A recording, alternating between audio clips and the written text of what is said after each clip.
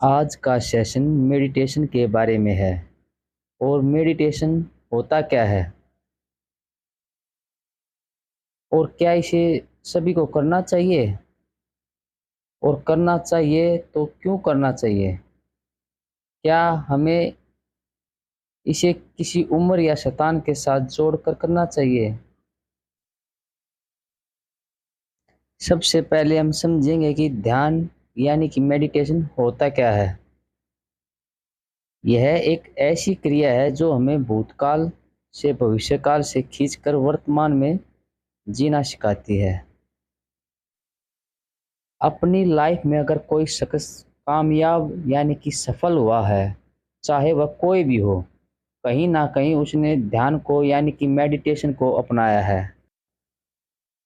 Ronaldo, Sachin, Virat Kohli, Shahrukh Khan, Akshay Kumar, चाहे जो कोई भी खिलाड़ी हो या कोई एक्टर हो या कोई गीतकार, संगीतकार, आविष्कार, वो कहीं ना कहीं ध्यान से जुड़े हुए हैं। यानी कि हम कह सकते हैं कि ध्यान ही एकमात्र सफलता और महानता का रास्ता है। कम समय में बेहतरीन काम करना ही ध्यान है।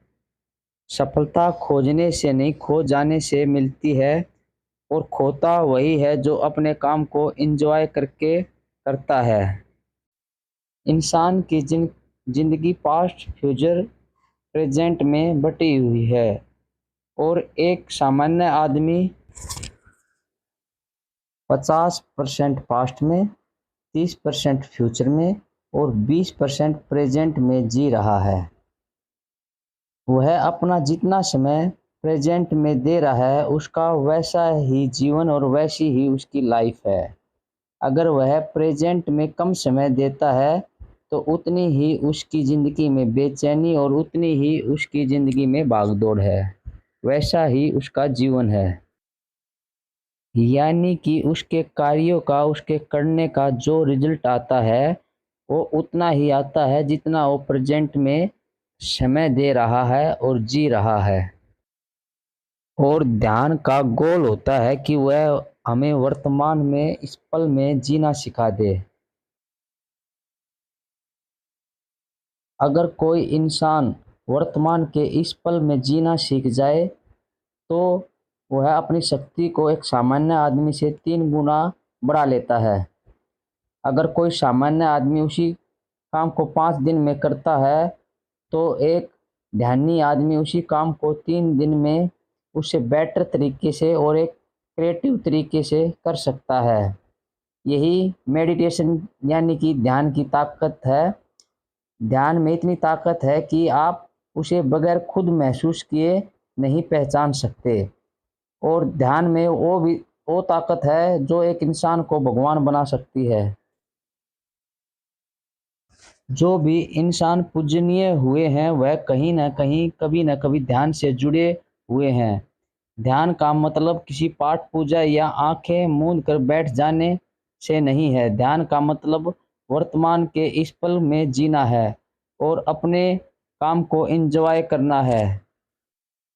जब हम कुछ समय निकाल कर अपने साथ एकांत में बैठते हैं तो हमारी नज़र हमारे अंदर जाने लगती है, और हमारी नज़र में इतनी शक्ति है कि वह जिस पर भी पड़ती है उसे शुद्ध व पवित्र करने लगती है। और जब हमारी नज़र हमारी सांसों पर जाती है, हम उन्हें आती जाती हुई देखते हैं, तो वह धीमी और गहरी होने लगती है। और इसी प्रकार जब हमारी नज़र हमारे विचारों पर जाती है, तो हमारे विचार भी कम होने लगते हैं। और जब हमारे विचार कम होने लगते हैं, तो हमारा मन शांत होने लगता है। और सारा खेल ही एक शांत मन का है। जो जो हमारा ध्यान हमारे अंदर जाने लगेगा, हमारी बाहर की दुनिया बदलने लगेगी। हमारी सारी बुरी आदतें, बुरी संगत हमसे दूर जाने लगेगी। लेकिन इस समय हमें अपनी लाइफ में एक ऐसा स्रोत चाहिए जो हमें बार बार यह अनुभव करा सके कि ये जो भी कुछ हो रहा है, यह मेरे अच्छे के लिए हो रहा है, और ये जो कुछ भी हो रहा है मेरे लिए ठीक हो रहा है।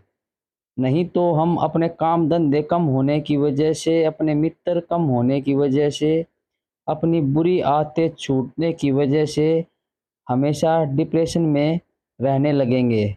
आपने देखा होगा कि जो भी इंसान अपनी लाइफ में सफल हुए हैं, वह कहीं न कहीं किसी गुरु से या किसी न किसी किताबों से जुड़े हुए हैं।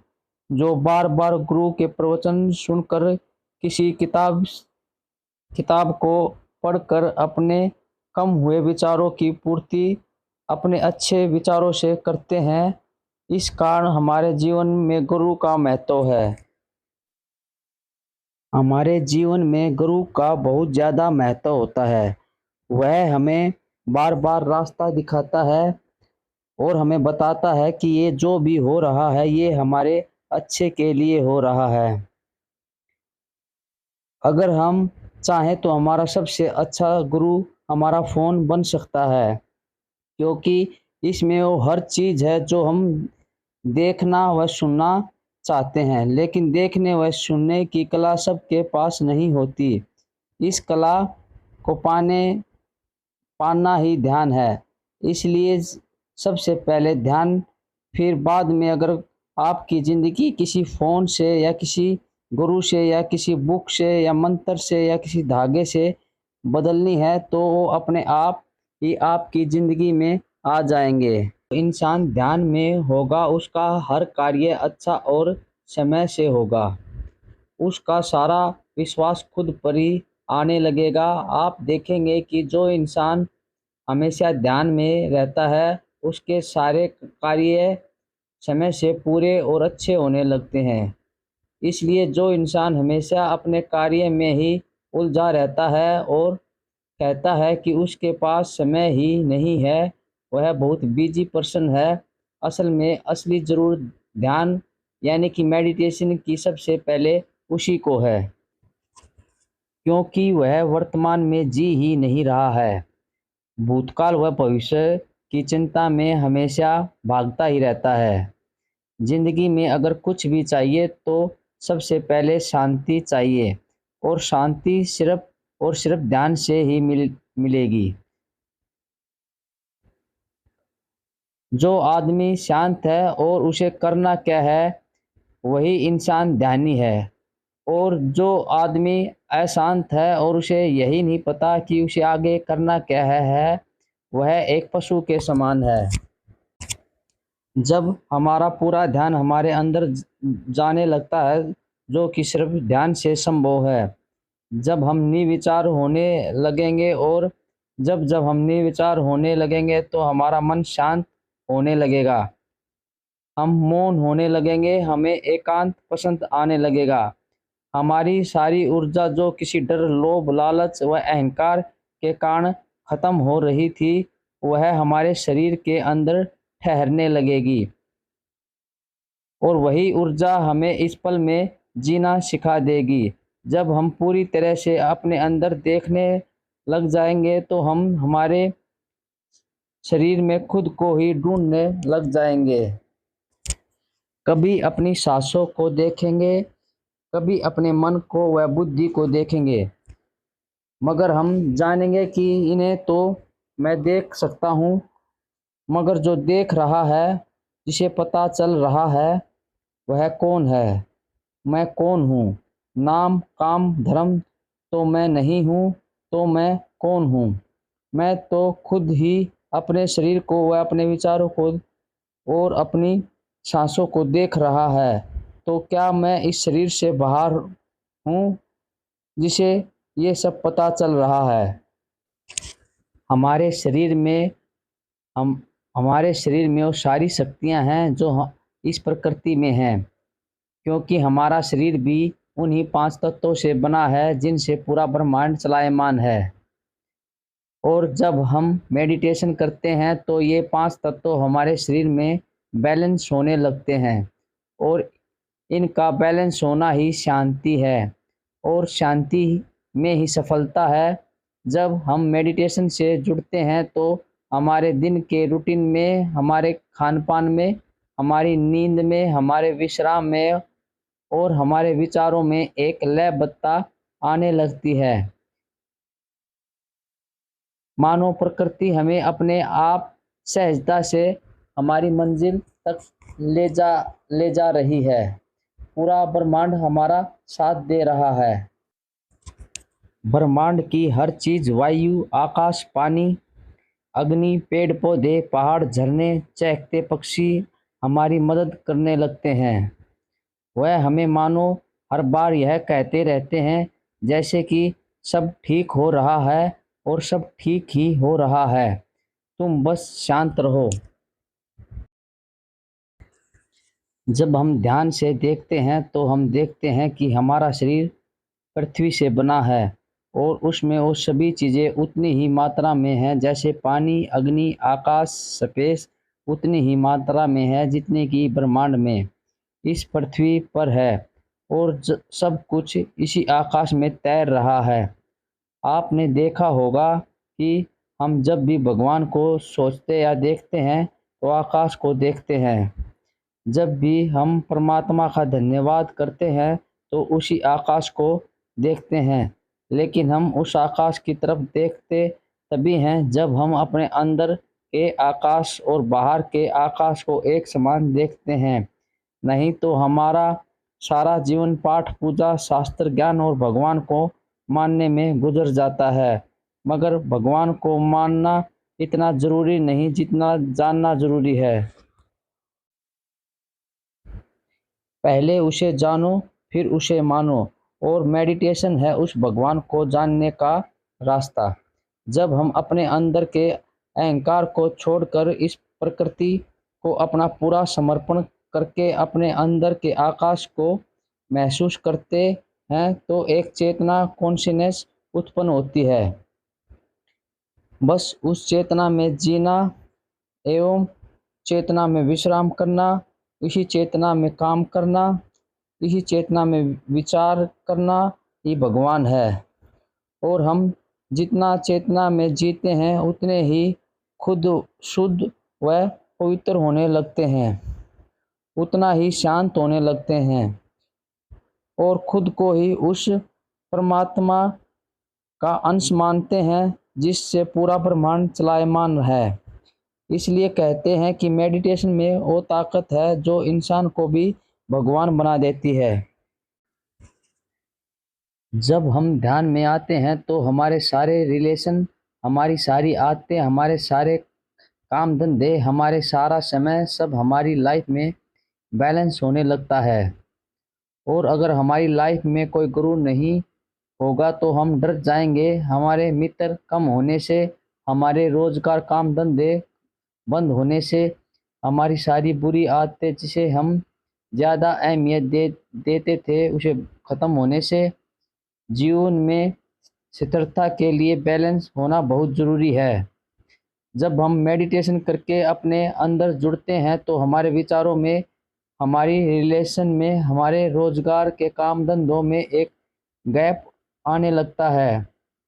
हमारे मित्र, हमारे रोजगार, हमारे विचार कम होने लगते हैं और जब ये कम होंगे तो हम खाली जगह होगी। बस उसी खाली जगह को भरने के लिए किसी गुरु की ज़रूरत है। गुरु का मतलब किसी दाढ़ी वाले बाबा से नहीं है। गुरु का मतलब तो हमें नए नए विचार दे, हमें आगे बढ़ने का रास्ता दिखाए। वह कोई बुक, कोई वीडियो या कोई इंसान भी हो सकता है। अगर हमारी लाइफ में ये चीज़ें नहीं होंगी तो हम मेडिटेशन करने लगेंगे तो उसी खाली जगह को देखकर हम डर जाएंगे। बस इसी डर को दूर करने के लिए हमें गुरु चाहिए। हम करने, देखने, सोचने को ही एक सब कुछ समझते हैं, मगर जो असली पावर है, जो असली शक्ति है, वो तो अदृश्य में है, निष्काम होने में है, निर्विचार होने में है। ना दिखाई देने वाली शक्ति दिखाई देने वाली शक्ति से कई गुना बड़ी है। हम कह सकते हैं कि इस शक्ति का कोई मुकाबला नहीं। इसलिए हमारे सारे धर्म, सारी पाठ पूजा उसी से जुड़ी हुई हैं, उसी अदृश्य शक्ति से जुड़े हुए हैं। आप देख सकते हैं कि एक बिजली पावर में कितनी पावर होती है जो दिखाई ही नहीं देती। हवा में कितनी ताकत है और आकाश में स्पेस में कितनी ताकत है। कितने बड़े बड़े ग्रह, इतनी आकाश गंगाएं कितनी सहजता से अपनी जगह पर झूल रहे हैं। वो क्या है जो इन्हें पकड़े हुए है या पृथ्वी को घुमा रहा है। वह शक्ति भी अदृश्य में ही है और हम भी उसी शक्ति के साथ जुड़े हुए हैं। अपने को अलग अलग समझना ही अहंकार है और जितना अहंकार उतना ही इंसान मैं करता रहता है। हमारा मैं हमारे नाम से, हमारे धर्म से, हमारे काम से जुड़ा है और जितना बड़ा धर्म, जितना बड़ा हमारा कर्म और जितना बड़ा हमारा पद उतना ही बड़ा मैं और जितना बड़ा मैं उतना ही अहंकार। अगर हम अपने में मैं को अपने ऐशो आराम के साधनों से, अपने मैं को अपने काम से और अपने नाम से जोड़ते जाते हैं तो हमारा अहंकार बढ़ता जाता है और हमारा लोभ, लालच, डर, व्यर्थ की भागदौड़, बेचैनी बढ़ती जाती है। और अगर हम अपने आप को ध्यान से अपनी चेतना के साथ जोड़ते हैं तो हमारा मैं हमारे काम, नाम से और धर्म से, पद से दूर होने लगता है और हमारा अहंकार समाप्त होने लगता है। हम अपना पूरा समर्पण उस शक्ति को कर देते हैं जो अदृश्य में है। मैं आपको एक बिजली का उदाहरण देकर कुछ समझाता हूँ। जब एक बिजली के आगे जो उपकरण चलते हैं वह अपने आप को bulb, tube, fan, heater, fridge समझते हैं। उतना ही बड़ा उनका मैं है। कौन सा बड़ा है, कौन सी कंपनी का है, किस में कितने फ्यूचर हैं, उतना ही बड़ा उनका मैं वह उनका अहंकार है। मगर जब वह जानते हैं कि बगैर बिजली के वो कुछ भी नहीं, तो वो जानते हैं कि वो तो एक ही पावर से जुड़े हैं जो बिजली है और उसी पावर को जान लेना ही ध्यान है, मेडिटेशन है। इसी प्रकार एक समुद्र की लहर अपने आप को लहर समझती है। वह ज़्यादा बड़ी होने से खुश और छोटी होने से दुखी हो जाती है। मगर जब वह अपने अंदर देखती है तो वह खुद को समुद्र का ही अंश पाती है। अगर उसे पता चल जाए कि वह खुद ही समुद्र है तो कहाँ है दुख, डर कहाँ है, उसका किसके साथ कंपेयर रहता है। उसकी सारी चिंताएं, सारे व्यर्थ की भागदौड़ मिट जाती है। अब समुद्र की मर्जी उसे जहाँ लेकर जाए। इसी प्रकार जब एक इंसान मेडिटेशन करता है तो वो अपने अंदर भी वही पाता है जो बाहर है। जब सारे कार्य बड़ी सहजता व सरलता से हो रहे हैं, हर रोज दिन अपने समय पर निकलता है, रात अपने समय पर होती है, एक बीज देखते ही देखते एक विशाल वृक्ष बन जाता है, ऋतुएं अपने समय पर बदल रही है। अगर हम अपनी चेतना के साथ नहीं जुड़ते तो हमें उस इंसान की तरह हैं जो नदी में विपरीत दिशा में तैर रहा है और डर रहा है और थक रहा है और हर बार नाकाम हो रहा है।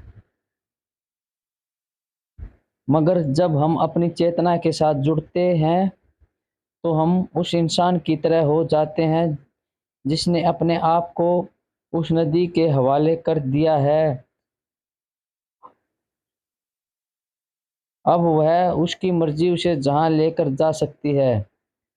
उसका कोई संघर्ष, कोई डर, अब कोई मर्जी उसे कहीं भी ले जा जाए। उसी तरह जब हम उस परमात्मा के आगे अपना समर्पण कर देते हैं तो फिर उस की मर्जी वो जो कराए, जो दिखाए, फिर कैसा डर, कैसा लोभ, लालच फिर किससे डरना, क्या करना क्या नहीं करना, बस पूरी तरह समर्पण। फिर वो शक्ति अपना कार्य करती है, वह बड़ी सहजता से धीरे धीरे हमारी मंजिल पर पहुंचा देती है। जब इंसान अपनी चेतना के साथ जुड़ता है तो उसे उसकी सारी वासनाएं प्रेम में बदल जाती हैं। वह हर चीज को प्रेम के साथ जोड़ता है, वह प्रकृति के साथ जुड़ने लगता है, उसे प्रकृति की हर एक चीज खूबसूरत लगने लगती है, मानो पूरी प्रकृति उसी के लिए बनी हो। पूरा ब्रह्मांड उसे अपना साथ देने वाला लगने लगता है। वह फिर कुछ मिलने से खुश और कुछ खो जाने से दुखी नहीं होता। जब हम पूरी तरह अपनी चेतना, अपनी कॉन्शियसनेस के साथ जुड़ने लगते हैं, बस मान लो यही रास्ता है इंसान से भगवान बनने का या फिर अपनी लाइफ में सफल होने का। जब जिंदगी में ध्यान होगा तो ध्यान से शांति आएगी और शांति से समझ आएगी, और जब समझ आएगी तो सफलता निश्चित है। ध्यान से अलग और कोई उपाय नहीं है। आपने देखा होगा कि हर किताब, हर एक ग्रंथ, भगवत गीता, शास्त्र ज्ञान, हर एक भगवान, हर एक पाठ पूजा का बस एक ही सूत्र है कि हम स्वस्थ हो जाएं, और स्वस्थ का मतलब है स्वयं में अस्त हो जाएं, हम अंतर्मुखी हो जाएं। एक बार हम अंतर्मुखी हो जाते हैं तो हमारा सारा डर, कुछ होना, कुछ पाना, लोभ लालच खत्म होने लगता है, और फिर जो होता है वो स्वयं ही होता है। हम जिस भी कार्य में होते हैं उसमें खोने लगते हैं, और जितने भी आविष्कार हुए हैं वो उस कार्य में खोने की वजह से साकार हुए हैं। इसलिए ध्यान का मतलब कुछ पाना नहीं बल्कि खो जाना है। कम से कम समय में बेहतरीन काम करना ही ध्यान है। हमारे पास जो भी होता है वही हम दूसरों को दे सकते हैं। अगर हम दुखी हैं और चाहें कि दूसरों को खुश कर दे तो हम ऐसा नहीं कर सकते, बल्कि एक दिखावा करते हैं। अगर कोई इंसान ध्यान में है तो वह अपने आसपास, अपने मित्रों को, अपने परिवार वालों को भी ध्यान में लगा सकता है, क्योंकि हमारे पास जो होता है वही हम दूसरों को दे सकते हैं। अपने काम में पूरी तरह से खो जाना ही योगा है, प्राणायाम है, बस यही ध्यान है। ध्यान कोई करने की चीज नहीं है, ध्यान तो बस जो हो रहा है उसे देखना है, और जिसे हम देखने लगते हैं वह पवित्र और शुद्ध होने लगता है। और जब हमारी नज़र हमारे अंदर जाती है तो हम अंदर से पवित्र व शांत होने लगते हैं, और इसी शांति में जो होता है वही अच्छा होता है और बेस्ट होता है। हमें कुछ करना नहीं बल्कि जो हो रहा है उसे निर्विचार होकर बस देखना है। अच्छाई या बुराई से परे बस देखना है, बस यही ध्यान है। अगर हम कुछ कर रहे हैं तो कुछ न कुछ सामान्य ही कर रहे हैं। असामान्य तो अपने आप ही होता है। ध्यान में कुछ पाना नहीं बल्कि खुद को भी खो देना है। अगर हम ध्यान करेंगे तो शांति आएगी, और शांति से ऐसी समझ आएगी जो दुनिया में किसी के पास नहीं, सिर्फ हमारे पास होगी। और जब हमारे विचार पास्ट या फ्यूचर में चलते ही रहते हैं तो हम हमेशा थके हारे रहते हैं। अगर हमारे विचार सिर्फ इसी पल में ठहरे हुए हैं तो कुछ क्रिएटिव और कुछ अलग, कुछ आविष्कार होगा। अगर ध्यान वाला इंसान हमेशा नई सोच विकसित करता है, वह रटी रटाई परंपराओं पर नहीं चलता, वह हमेशा कुछ अलग सोचता है, कुछ अलग करता है, और ये सब सिर्फ ध्यान से संभव है। नींद, खाना, लोभ, लालच, वासना, डर, अहंकार, हर चीज कम होने लगती है ध्यान। और जब हम और जब ये कम होने लगते हैं तो एक ऊर्जा आएगी। इसी ऊर्जा में आप हमेशा खुश रहने लगेंगे। आपके अंदर हमेशा एनर्जी बनी रहेगी। हम शांत होते हैं। जब हम शांत होते हैं तो एक स्थिरता आती है और इसी स्थिरता में हम अपने आप को साफ साफ देख सकते हैं। हमारी बेचैनी शांति में, हमारा डर आत्मविश्वास में, हमारा अहंकार किसी शून्यता में बदलने लगेगा। हम हमेशा बिना किसी कारण के खुश रहने लगेंगे और हमारी खुशी किसी आनंद में बदल जाएगी, जिसके लिए किसी कार्य या कारण की ज़रूरत नहीं, बस खुद का होना ही काफ़ी है। ज़िंदगी में हम कुछ छोड़कर नुकसान में नहीं जाते, बल्कि कुछ पकड़ कर नुकसान में जाते हैं। ज़िंदगी में कुछ पकड़ लोगे तो काम के करीब आओगे और कुछ छोड़ दोगे तो विश्राम के करीब आओगे, और विश्राम के तो नाम में ही राम है। अब आपको सोचना है कि आप राम के साथ रहना चाहोगे या रावण के साथ रहना चाहोगे। और अगर अपने ध्यान में अपनी चेतना के साथ रहोगे तो आप खुद ही राम बन जाओगे। अगर हमें ज़िंदगी में कुछ भी हासिल करना है तो छोड़ दो सब कुछ। सब कुछ छोड़ने का मतलब यह नहीं है कि हम आलसी हो जाएं और कुछ कार्य ही नहीं करें। सब कुछ छोड़ने का मतलब यह है कि ऐसी विचारधारा जिसमें हमें पता चले कि ये जो कुछ भी हो रहा है वो अपने आप ही हो रहा है। किसी कार्य के होने से या ना होने से हमें खुश या दुखी होने की ज़रूरत नहीं है। और वो तब संभव है जब हम इस प्रकृति के साथ जुड़ते हैं। इस प्रकृति को जब हम निर्विचार होकर बस देखते हैं, जब हम प्रकृति के साथ जुड़कर अपने अंदर देखने लगते हैं तो हमारे सारा अहंकार, सारी मैं की भावना खत्म होने लगती है। और हम देखते हैं कि हर वो चीज़ जो ब्रह्मांड में है वह एक ही चीज़ से जुड़ी है, वह है आकाश। जब हम अपना पूरा समर्पण उस आकाश के आगे उसे अपने अंदर महसूस करके करते हैं और निर्विचार होने लगते हैं। जब हम निर्विचार होकर महसूस करते हैं कि हमारे करने से तो कुछ भी नहीं होता, वो जो हो रहा है वो तो बस हो रहा है, और जो हो रहा है वह अच्छा हो रहा है। जिसे मैं समझता था वो तो कुछ है ही नहीं, तो आपका सारा अहंकार समाप्त होने लगता है। आपका सारा समर्पण उस शक्ति के आगे हो जाता है जिससे पूरा ब्रह्मांड चल रहा है। सारा खेल हमारे विचारों और हमारी भावनाओं का है, और हमारे विचारों और भावनाओं को कम करके उन्हें शुद्ध व पवित्र करना ही ध्यान है। आप कह सकते हैं कि सब कुछ ध्यान ही है। मात्र एक ही रास्ता है अपने जीवन को सफल व शांत बनाने का, और वो है ध्यान। हमारे शरीर में कौन सी आदत, कौन से विचार कितनी गहराई में है, उसी तरह का हमारा जीवन होता है।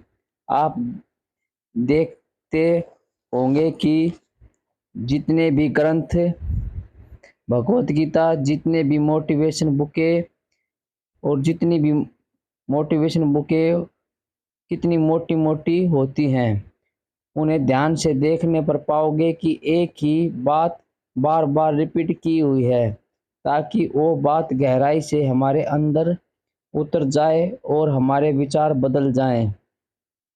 अगर हम पूरी भगवत गीता को पढ़ते हैं और उसे समझते हैं तो आप पाओगे कि बस इतना ही है कि अपने आप को जानो। अपने आप को जब जानोगे तो पूरा ब्रह्मांड का ज्ञान हो जाएगा।